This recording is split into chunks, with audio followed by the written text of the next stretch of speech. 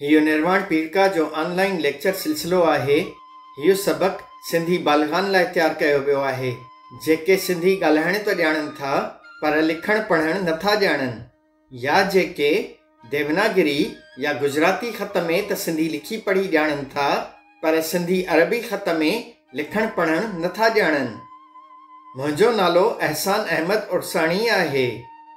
हीउ सिलसिले जो 16हों सबक आहे जंहिंमें पाण सिंधी अलिफ बे जे 19 अखर सां मानूस थींदासीं।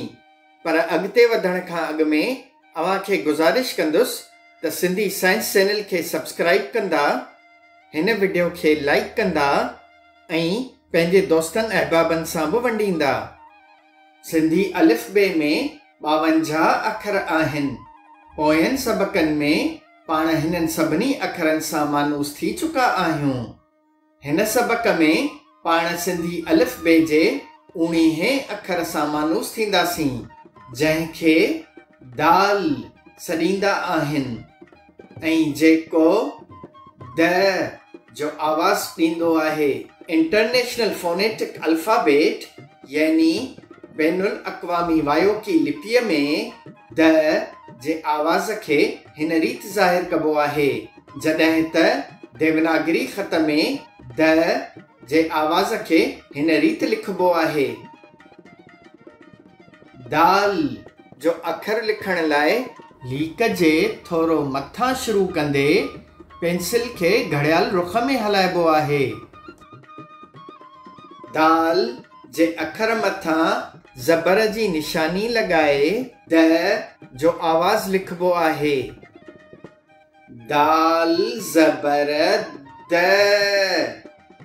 इंटरनेशनल फोनेटिक अल्फ़ाबेट यानी बैनुल अक़वामी वायोकी लिपीअ में द जे आवाज़ खे हिन रीति ज़ाहिर कबो आहे, जॾहिं त देवनागरी ख़त में द जे आवाज़ खे हिन रीति लिखबो आहे।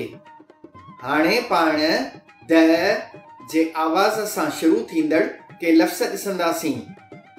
दॿ, दॿली, दज़, दम,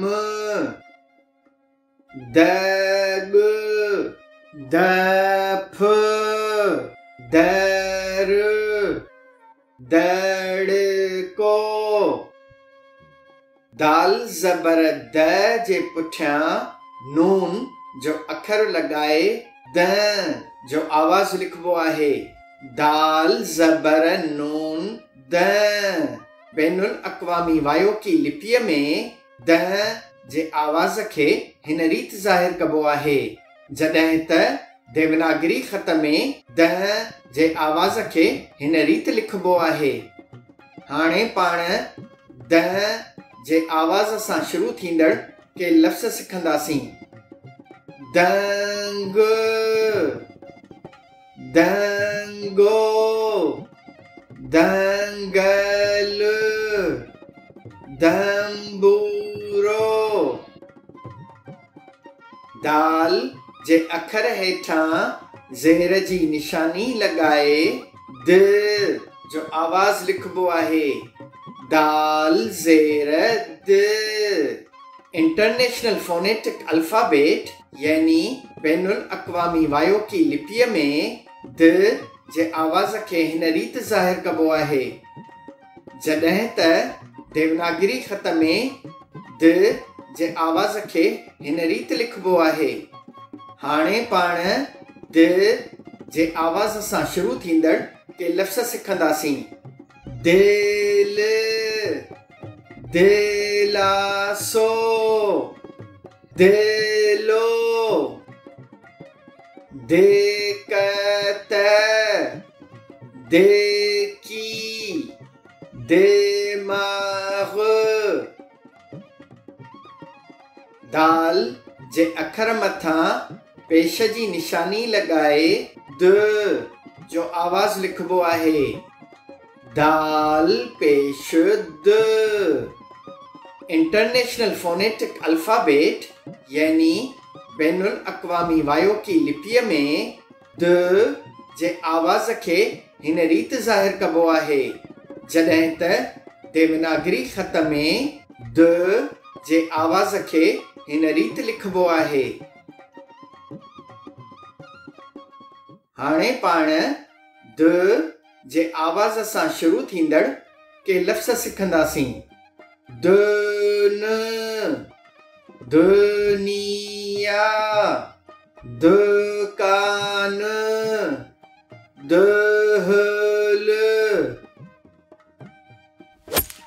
दाल जे अखर पुठियां अलिफ जो अखर लगाए दा जो आवाज़ लिखबो आहे। दाल अलिफ दा।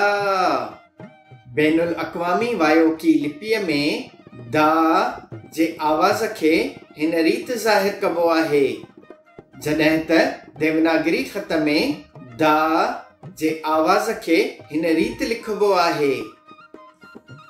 हाणे पाण दा जे आवाज़ सां शुरू थींदड़ के लफ़्ज़ सिखंदासीं। दाल, दाम, दाव। दाल जे अखर पुठियां वाव जो अखर लगाए दो जो आवाज़ लिखबो आहे।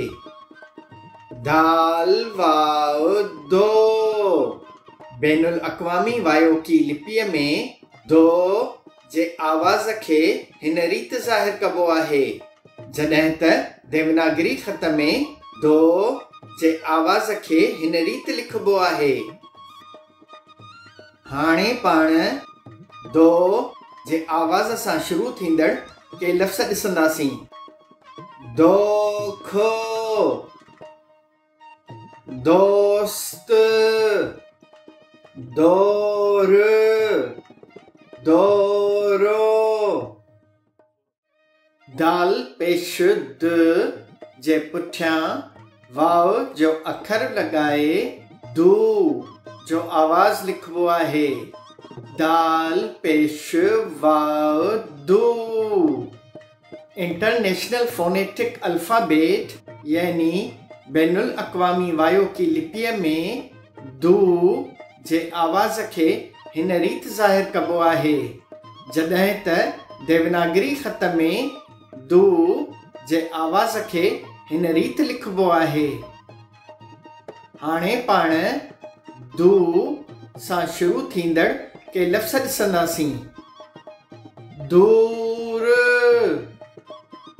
दूरी, दूबदू। दाल जे अखर पुठियां ये जो अखर लगाए दे जो आवाज़ लिखबो आहे। दाल ये दे। बैनुल अक़वामी वायोकी लिपीअ में दे जे आवाज़ खे हिन रीति ज़ाहिर कबो आहे, जॾहिं त देवनागरी ख़त में दे जे आवाज़ खे हिन रीति लिखबो आहे। हाणे पाण दे सां शुरू थींदड़ के लफ़्ज़ सिखंदासीं। देर, देग, देस, देड़। दाल ज़ेर द जे पुठियां ये जो अखर लगाए दी जो आवाज़ लिखबो आहे। दाल ज़ेर ये दी। बैनुल अक़वामी वायोकी लिपीअ में दी जे आवाज़ खे हिन रीति ज़ाहिर कबो आहे, जॾहिं त देवनागरी ख़त में दी जे आवाज़ खे हिन रीति लिखबो आहे। हाणे पाण दी सां शुरू थींदड़ के लफ़्ज़ सिखंदासीं। दीबाचो, दीनार, दीन, दीप। हाणे पाण दी ते ख़त्म थींदड़ के लफ़्ज़ सिखंदासीं। गादी, बादी, शादी, मादी। हाणे पाण दाल जे अखर सां शुरू थींदड़ के ॿिया लफ़्ज़ सिखंदासीं। दौर, दौलत, दांगी, दुम्बो। यादि रहे त सिंधी ज़बान में दौ जे आवाज़ जी लिसानी अहमियत न आहे, तंहिं करे दौ जे आवाज़ खे अक्सर दो लिखंदा ऐं पढ़ंदा आहिनि। मिसाल तौर दौर खे दौर ऐं दौलत खे दौलत लिखंदा ऐं पढ़ंदा आहिनि। इन सां ई इहो सबक़ु पुॼाणीअ ते पहुतो। मूंखे इजाज़त ॾींदा ऐं कमेंट्स में पंहिंजी क़ीमती राय जो इज़हार करणु न विसारींदा। ॾिसंदा रहो सिंधी साइंस चैनल।